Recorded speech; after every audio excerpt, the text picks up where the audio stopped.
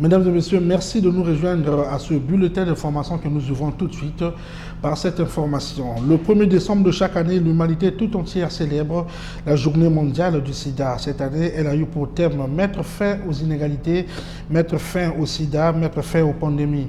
Au niveau national, cette journée a pour thème dépistage et traitement pour tous.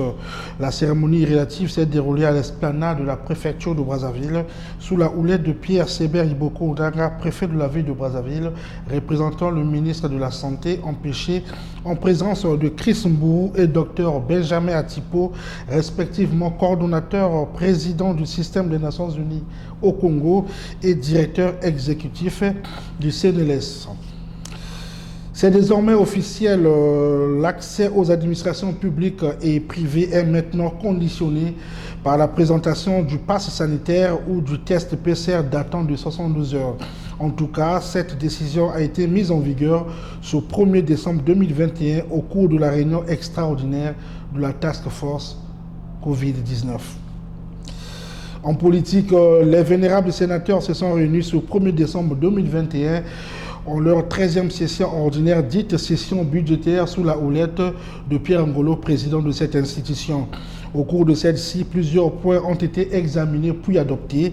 Le cas du rapport numéro 69 de la Commission économie et finances relative au projet de loi portant approbation de la Convention d'exploitation minière relative aux minerais des phosphates du gisement de Inda entre la République du Congo et Comenco SA et Comenco Ressources. Le rapport 104 de la Commission défense et sécurité relatif au projet de loi autorisant la ratification du traité sur l'interdiction des armes nucléaires.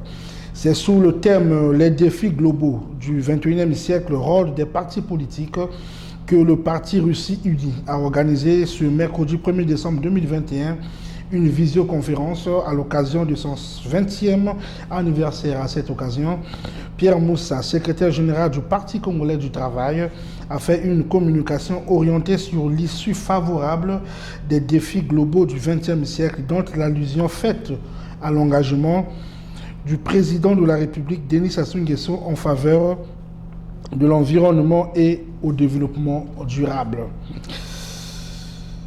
Autre chose, 100 jeunes femmes ont reçu ce mercredi 1er décembre à Brazzaville leur diplôme de fin de formation, ce après avoir été formées pendant 5 mois en bureautique et infographie. Cette formation a été initiée par la Fondation MTN Congo en partenariat avec la société pétrolière Chevron dans le cadre du projet Une femme, un métier dans le digital.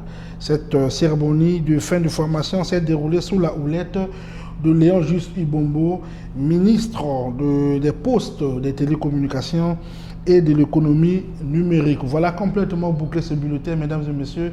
Merci de nous avoir suivis. On se retrouve demain à la même heure, s'il plaît à Dieu.